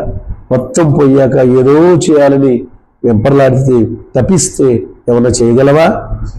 మామిడికాయ గుజ్జున్నంత వరకే, మామిడికాయ టెంక మొత్తం తినేసి చివరికి పీసున్న టెంక పడేస్తుంది, దానివల్ల ఏమైనా ఉపయోగం ఉందా? అమ్మా, దేవుడికి ఇప్పుడు ఆ పీసు మిగిలిపోయిన టెంక కావాలా, గుజ్జు కలిగినటువంటి మామిడికాయ కావాలా? మన బ్రతుకులు అలా ఉండాలి, గుర్తుపెట్టుకోండి. సో సజీవ యాగముగా ప్రభువుకి మనం ఏం చేయాలి? సమర్పించుకోవాలి. ప్రియమైన దేవుని బిడ్డలారా, యోవేలు గ్రంథం 2వ అధ్యాయము 25వ వచనంలో చెప్పబడినట్లుగా మిడతలు తినివేస్తున్నటువంటి, గొంగళి పురుగులు తినివేసినటువంటి మహాసైన్యం అనేటువంటిది ఆ పాడు చేసినటువంటి పంటను మరలా మీకు నేనేం చేస్తాను? ఆ సంవత్సరముల పంట, ఆ మాట జాతి సంవత్సరముల పంట. ఎన్ని సంవత్సరాలు నష్టపోయావో, ఎన్ని సంవత్సరాలు బాధపడ్డావో, ఎన్ని నెలలు నువ్వు కష్టపడ్డావో, ఎన్ని నెలలు నష్టపడ్డావో, ఎన్ని నెలలు నువ్వు బాధపడ్డావో. అయ్యో 3 సంవత్సరాలు వృధా అయిపోయాయండి, 4 సంవత్సరాలు వృధా అయిపోయాయండి, 10 సంవత్సరాలు వృధా అయిపోయాయని నువ్వు ఎన్ని సంవత్సరాలు బాధపడ్డావో, ఎన్ని సంవత్సరాలు నష్టపోయావో, కానీ దేవుడు అన్ని సంవత్సరాలు లెక్కగట్టి వడ్డీ వేసి దేవుడికి ఇస్తాడు. దేవుడికి స్తోత్రం కలిగిన గాక. రెస్టరేషన్, పునరుద్ధరిస్తాడు. ఎప్పుడు ఆయన దగ్గరికి మరలా మనం ఎలా రావాలి? పశ్చాత్తాపంతో తిరిగి రావాలి. అందుకే దేవుడు ఒక మాట అంటాడు, అక్కడ ఉంటుంది 20 చూడండి, భ్రష్టులైన బిడ్డలారా తిరిగి రండి. ఎవరిని పిలుస్తున్నాడు? భ్రష్టులైన బిడ్డలారా. తన పిల్లలు ఎవరిని పిలుస్తున్నాడమ్మా? కొన్నిసార్లు తల్లిదండ్రులు కోపం వచ్చినప్పుడు పిల్లలు ఎవరు? భ్రష్టుడా, అరే దరిద్రుడా. తిడతారా? ఇప్పుడు తిట్టారు మిమ్మల్ని? వస్తే దరిద్రపు కొట్టుదానా అని తిట్టారా? ఎవరైనా మిమ్మల్ని ఎవరైనా తిట్టారా? తిట్టారండి జని. తిడతారు, కొన్నిసార్లు తిట్టించుకుంటాం. దేవుడు విడిపి తన జనాంగాన్ని ఎవరిని పిలుస్తున్న? భ్రష్టులైన వారులారా తిరిగి రండి. వస్తే మీ స్థితిని నేనేం చేస్తాను? మరలా బాగు చేస్తా. దేవునికి స్తోత్రం కలుగును గాక. ప్రియమైనటువంటి దేవుడు, ఎందుకు ఈ మాటలు ఈరోజు ధ్యానం చేయాల్సి వస్తుంది అంటే, విశ్వాసులుగా మనం బ్రతుకుతున్న మన బ్రతుకుల్లో, మన జీవితాల్లో మనం కూడా ఒడిదుడుకుల మయంగా బ్రతుకుతూ ఉంటాం. మనం కూడా విశ్వాసం నుంచి జారిపోయే పరిస్థితులు మనకు ఎదురవుతాయి. ఎదురవ్వా? భక్తిలో స్థిరంగా ఉండకుండా పడిపోయే పరిస్థితులు మనకు ఎదురు కావట్లేదా? మాట ద్వారా, చూపు ద్వారా, తలంపుల ద్వారా ఎక్కడో చోట ఎప్పుడో చోట మనం కూడా కొన్ని సందర్భాల్లో వెళ్ళిపోతూ ఉంటాం. కనుక దేవుడు అంటా ఉన్నాడు, తిరిగి రమ్మని పిలుస్తాను. ఆయన పిలుపుకు లోబడి పశ్చాత్తాపంతో ఆయన పాదాల దగ్గరికి వద్దాం. దేవుడు మన స్థితిని పునరుద్ధరిస్తాడు. హల్లెలూయా, హల్లెలూయా. ప్రార్థన చేసుకుని దేవుడి మాటలు మన హృదయాల్లో ఫలింపించేయను గాక. ఆమేన్, ఆమేన్, ఆమేన్. ప్రార్థన చేసుకుని దయచేసి తలలో ఉంచండి. ఈ మధ్యాహ్న సమయం దేవుడు నీతో నాతో మాట్లాడిన మాటలు ఒకసారి అందరి హృదయాలలో మననం చేసుకొని అందరూ కూడా ధ్యానిస్తూ మన స్థితిగతులు తెలుసుకొని అర్థం చేసుకుని ప్రభు పాదాల దగ్గర పశ్చాత్తాపంతో వేడుకున్నామా?